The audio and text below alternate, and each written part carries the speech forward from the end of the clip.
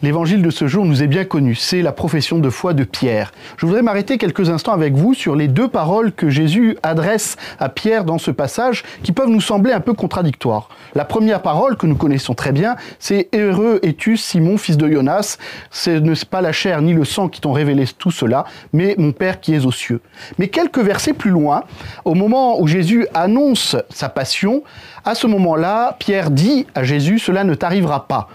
Et la réponse de Jésus peut nous sembler étonnante. « Passe derrière moi, Satan, tu es une occasion de tentation pour moi, tes pensées ne sont pas celles de Dieu, elles sont celles des hommes. » On pourrait se dire que les deux paroles sont en opposition, mais en soi, pas totalement. En réalité, dans la première, Pierre se laisse guider par l'Esprit Saint. Il se laisse guider par le Seigneur et cela lui permet de reconnaître en Jésus le Fils de Dieu.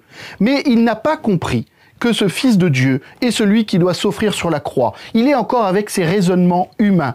Et ces raisonnements humains sont sans doute en relation avec les tentations que Jésus peut subir durant son ministère public, celui de ne pas aller vers la passion et vers la croix. Eh bien, c'est pour cela que Jésus lui dit « Passe derrière moi, Satan ». Ce n'est pas tellement Pierre qui est Satan, mais les paroles qu'il porte, n'étant pas inspirées par Dieu, n'étant pas la volonté de Dieu, ils ne correspondent pas au chemin que Jésus doit prendre. Nous aussi, nous devons accepter chaque jour de laisser la parole de Dieu nous guider et non pas chercher la volonté des hommes, mais la volonté de Dieu. C'est un chemin difficile. L'apôtre Saint Pierre en a fait l'expérience. Nous en faisons nous aussi l'expérience.